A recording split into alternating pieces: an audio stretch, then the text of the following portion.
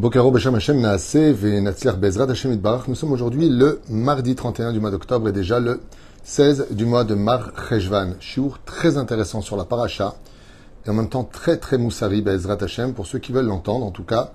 Shiur acheté par Elisheva Sultan Be'ezrat Hashem pour la refoua shlema urgente de sa tante Sarah Chaya Bat Roseline.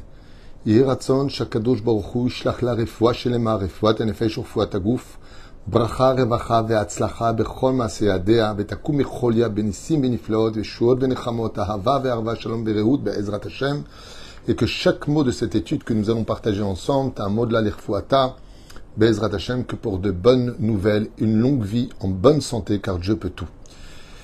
On pensera avec elle aussi à la refoua shlema de Moshe Shai ben Bezrat Hashem, Moshe Jami Ayakar, et Ishto Ayakara, à qui on souhaite un prompt rétablissement, maman Ayakara, Sarah Talfot Miriam, toute notre liste. Et on commence tout de suite ce shiur que je vous conseille vraiment d'écouter parce qu'il a une merveilleuse connotation à nos oreilles pour chacun justement de nos pas dans la vie. La paracha de Vayera est la continuité de la paracha de Lech Lecha. La famille d'Avraham vient de naître avec la naissance de Yitzhak, pour lequel, à la fin de cette paracha, Lech Lecha El Eretz Hamoria, le mot Lech Lecha revient pour la Kedat Yitzhak, 10e épreuve d'Avraham Avinu, qui fera de lui justement le père de la nation juive, celui qui va réussir à surmonter 10 épreuves. Et grâce à cela, comme vous le savez, Avraham Avinu, Bezrat Hashem, va passer de Avraham à Avraham Avinu. Où est-ce qu'on voit qu'Avraham est passé de Avraham à Avraham Avinu? La Mishnah dans Masechet Avot nous dit il y a eu 10 générations de Noach jusqu'à Avraham. Et ensuite, la Mishnah continue et nous dit Ad Sheba Avraham vekibel schar kulam. Mais Avraham Avinu. Alors on pose la question, on dit je comprends pas. Tu me dis qu'il y a eu 10 générations de Adam jusqu'à Noé, 10 générations de Noé jusqu'à Avraham, et ensuite tu me dis Ad Sheba Avraham Avinu vekibel schar kulam. Pourquoi le mot Avinu est-il rajouté? De là, d'ailleurs, la référence de dire Avraham Avinu. La réponse est simple. Tant que Avraham n'avait pas surmonté ses épreuves de la vie, en voyant la main d'Hachem dans tout ce qu'il entreprenait, il n'était qu'Avraham. Mais maintenant qu'il a été capable de surmonter les épreuves et de voir Hachem sur tous ses chemins, Dieu l'a fait passer de Avraham à Avraham Avinu, Avraham notre père. Car Maaseh Avot Siman Labanim, car les actions des pères se répercute sur les actions des enfants. Donc il est passé pas simplement à exister pour lui, mais pour être un phare pour toutes les générations après lui. Voilà ce que nous apprend cette Mishnah de façon assez cachée. Dans la paracha de la semaine, avec tout ce qui se passe du début à la fin, avec Sodome et Gomorrhe, on voit que Avraham Avinu, sur la demande de Sarah, parce que Ishmaël veut mettre fin à la vie, comme c'est marqué, il jouait avec son arc, dit Rashi, pour tuer Yitzhak, comme quoi que cette guerre date déjà depuis longtemps, eh bien, Avraham va renvoyer Agar et son fils. Rashi nous apprend sur le fait qu'il est marqué qu'il lui donna juste une gourde d'eau et un tout petit morceau de pain, et pourquoi pas de l'or et de l'argent. Rashi dit parce que Avraham haïssait Ishmaël. Comme ça dit Rashi sur place, il y a 1000 ans en arrière. Regardez donc le texte de Rashi, si vous ne me croyez pas. Hayas son o. Son o veut dire il le haïssait. Et Rashi dit pourquoi? Alors que plus tard, à la fin de cette paracha, il reconnaît qu'il l'aime. Alors décide, tu le haïs ou tu l'aimes? Rashi dit non, c'est pas compliqué. Quand Ishmaël respecte le peuple d'Israël, Yitzhak, il l'aime. Mais quand Ishmaël se comporte mal, avec ingratitude et autres, il le haït. Donc, Avraham haït Ishmaël quand il se comporte mal, et quand il respecte le peuple d'Israël, il l'aime. C'est ce que dit Rashi il y a 1000 ans en arrière. Top, regardez vous-même et vous comprendrez. Oufren, Agar part. Avraham lui dit, pars avec ton fils. Et puis d'un coup, Vaïchalchéa, il est marqué, il la renvoya, lui faisant comprendre que Ishmaël ne sera pas l'héritier de la terre d'Israël. Vatelech, elle partit, Vateta, Bamidbar Be'er Shava. Et elle se trompa sur le chemin. Rashi intervient et là il nous dit quelque chose qui demande réflexion. Rashi nous dit, elle se trompa sur le chemin, Chazra le Gilulé Avia. Rashi nous dit, elle est repartie pratiquer de l'idolâtrie des dieux de son père. La grande question qu'on a envie de poser à Rashi, c'est sur quoi tu te bases? Sur le fait qu'il le haïssait, tu poses la question en disant, d'où je sais qu'il le haït? Comment tu peux envoyer ton fils dans le désert avec une gourde d'eau et un morceau de pain? Tu veux qu'il crève au bout de quelques kilomètres? Dans le désert? De l'or, des tentes, t'as tout ce qu'il faut, Abraham. Son eau. Il le déteste. Donc on voit dans le texte qu'Abraham Avinu alav shalom, il le renvoie. Mais là, elle se trompe de chemin. Rashi dit, elle s'est trompée de chemin, alors elle est partie faire Avodah Zarah. Sur quoi tu te bases, Rashi? Pour expliquer ça, un très grand rabbin de Rosh Yeshiva aux États-Unis, Rabbi Mordechai Lipter, explique ça avec une très très belle histoire qui s'est passée en Pologne. Alors je vous explique un petit peu comme ça cette histoire pour Ezrat Hashem Yitbarach comprendre quelque chose de tellement important pour nous tous, chaque juif, surtout avec les événements que nous traversons aujourd'hui. Ce Rav, en Pologne, part le matin de bonne heure prendre le train pour aller dans une ville, car le Rav est Sandak, et il part avec le Moël. La Brit Mila se passe merveilleusement bien, tout se passe superbe. Il y a la Seouda, vous savez que c'est très important de manger du pain et de faire le Birkat Amazon pendant la Seouda de Brit Mila. C'est même une grande Ségoula pour la Parnassa, et pour la longévité, et pour tellement d'autres choses. C'est une Seouda très importante. Donc au moins, mangez du Maisonot si vous y allez. Oufren, voilà qu'ils s'attardent un petit peu, ils regardent leur montre, et puis Shabbat va bientôt rentrer. Ça se passe vendredi matin, et donc il faut qu'ils retournent. Vous savez comment ça se passe, les rabbanim, quand ils viennent, alors on leur pose des questions de Torah, et ainsi de suite. Mais grâce à Dieu, ils arrivent à temps pour prendre le train à la gare, s'installent à l'intérieur, donc le Rav avec le Sandak. Et de quoi parlent deux personnes qui ont de la Torah dans leur tête et dans leurs mains? De Torah. Et voilà que ce vendredi matin, ils s'engagent dans des discussions profondes du Talmud. Et ils sont tellement plongés dans les pilpoulim du Talmud sur Rashi, Tosfot, Rishonim, Acharonim, que le train passe devant la station de leur ville, là où ils devaient descendre, et eux sont plongés dans leur étude. Et le train continue à voyager. Et voilà qu'au bout d'un moment, ils sentent comme ça qu'il y a moins de lumière dans le train, que le soleil commence vraiment à descendre. Et d'un coup, le Sandak réalise en disant, Gvodarav, why? Regardez où on est. On a raté de descendre à notre ville. On a oublié de descendre. On s'est tellement oublié dans l'étude qu'on a oublié qu'on était vendredi, qu'on devait descendre du train, d'aller chez nous. Et le Rav le regarde avec un grand sourire, très serein, et il lui dit, sache une chose, un juif ne se trompe jamais de chemin. Alors le Sandak lui dit, mais Vodarav, c'est Shabbat, on ne sait pas où on va, la ville prochaine, j'ai entendu parler de cette ville, il n'y a pas un juif, on n'a pas d'habit de Shabbat, on n'a pas offert Shabbat, on va faire quoi? Et il n'y a pas de train pour le retour. Et combien même il y en aurait un plus tard, ce sera déjà Shabbat. Où est-ce qu'on va faire Shabbat? Le Rav lui dit, je te répète, avec sérénité, il lui dit, calme-toi. Nous n'avons pas raté de descendre, nous ne nous sommes pas trompés de chemin. Akadosh Baruch Hu veut qu'on fasse Shabbat dans la ville dans laquelle nous allons arriver, c'est tout. Alors calme-toi. Oui, d'accord, mais les Séoudot, il n'y a pas de synagogue. Je sais qu'il n'y a pas de synagogue. On m'a jamais appelé en tant que Sandak dans cette ville. Il n'y a jamais eu de juifs dans cette ville, elle est grande. Il est un peu en panique. Mais voyons que le Rav est toujours aussi serein et souriant, tellement proche d'Hachem, le Sandak cesse de parler.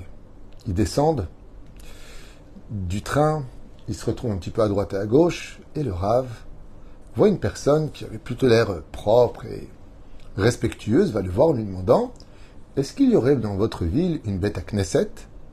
Alors il lui dit « Une synagogue, vous êtes juif ?» Il lui dit « Oui ». Il lui dit « Non, ici il n'y a pas de juifs du tout. Dans une ville à plusieurs kilomètres derrière, 60-70 kilomètres, il y a une ville où il y a des juifs. » Il dit « Oui, nous sommes de cette ville. Mais là, nous sommes ici et Shabbat va bientôt rentrer. » À ce moment-là, il me dit « Écoutez, synagogue, je peux vous affirmer qu'il n'y en a pas dans cette ville, et des juifs ou des quartiers juifs, il n'y en a pas non plus. » Le Sandak, très défait, regarde le Rav, désespéré. Shabbat va rentrer d'ici 1 heure, qu'est-ce qu'on fait?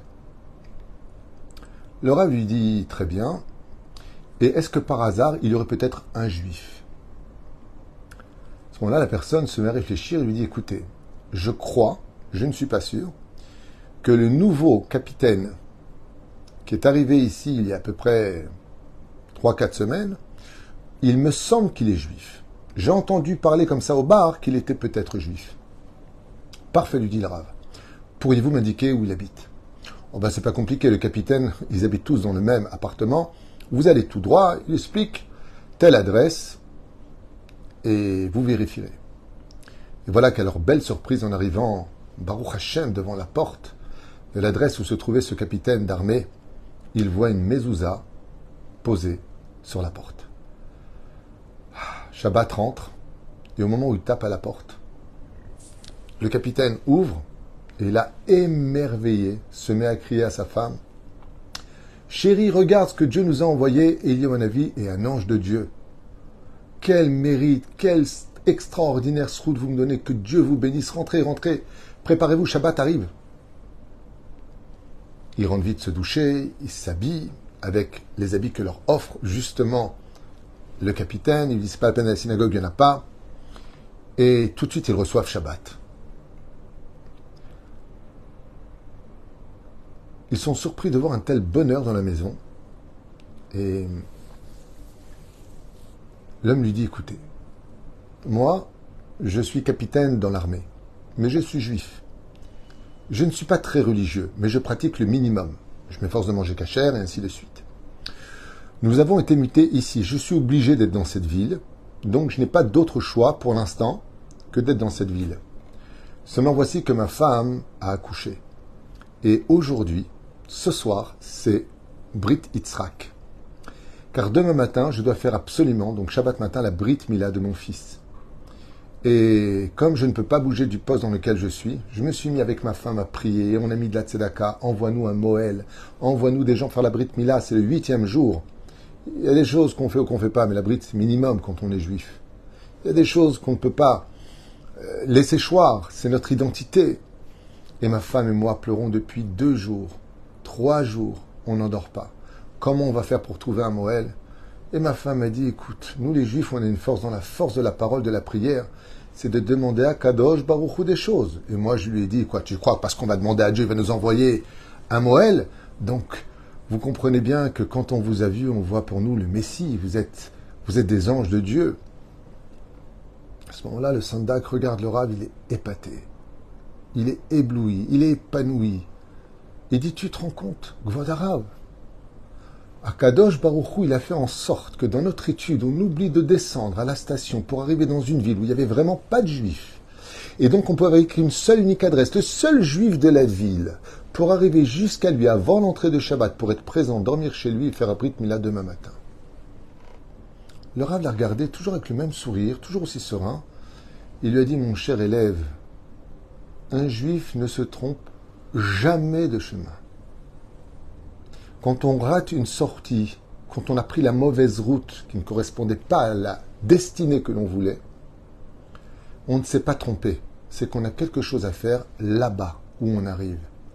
Moi, je n'avais aucun doute que nous devions arriver quelque part que je ne connaissais pas. Mais maintenant, nous avons notre réponse.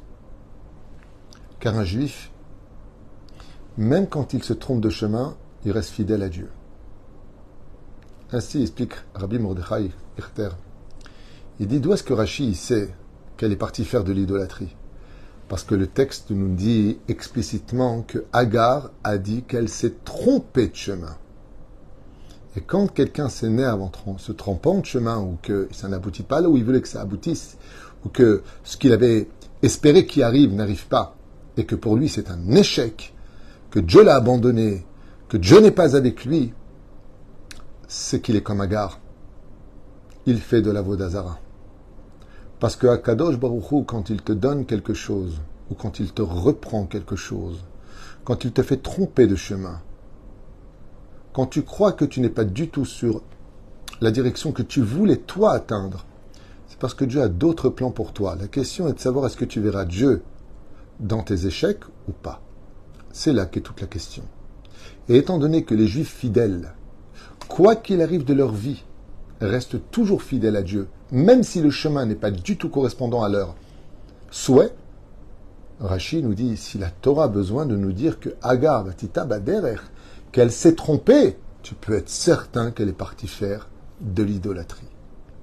Et ainsi donc, on comprend facilement maintenant sur quoi Rashi s'est basé. Pour nous, c'est un Moussar Eskel. La Torah, c'est pas stam des mots. C'est un message universel pour toutes les générations. Un juif ne se trompe jamais. L'échec n'existe pas chez nous. Le vrai échec, c'est quand tu n'as pas été capable de voir Hachem dans ce que tu viens de vivre. Parce que tout ce que fait Dieu, non seulement il est derrière, non seulement il a ses plans à lui, que toi tu ne vois toujours pas, mais avec le temps, tu auras des réponses. Un jour, quelqu'un m'a posé la question en me disant « Rav Tuitou, pourquoi il y a des gens qui meurent jeunes et d'autres plus vieux? Pourquoi cette injustice? Pourquoi ne pas tuer tous les vieux qui ont déjà vécu, laisser une descendance, et laisser vivre les jeunes ?» Je lui ai posé une question simple. Dis-moi, est-ce que tu trouves normal qu'une personne qui prend le bus, qui va payer le même prix, que celui qui va faire 10 stations, alors que lui n'en va en faire que 2, doit payer le même prix? Il m'a dit, mais c'est pas important. Parce que quand tu rentres dans le bus et que tu payes, c'est pour aller à l'adresse qui correspond à ce que toi tu veux de la vie. Je lui dis, c'est la même réponse pour les âges. Quand on vient dans ce monde, on fait tous 9 mois de voyage dans le ventre de notre maman. Et on descend à l'âge qui correspond à la porte de notre Gan Eden sur Terre. C'est-à-dire qu'il y en a qui, à l'âge de 20 ans, c'est la 20e station, c'est la porte de leur Gan Eden. S'ils font 21 ans, ils ont raté la porte de leur Gan Eden. Alors si tu poses la question pourquoi il est descendu avant et lui après, c'est tout simplement parce que Dieu connaît les adresses que nous ignorons. Baruch Adonai Leolam, Amen ve Amen.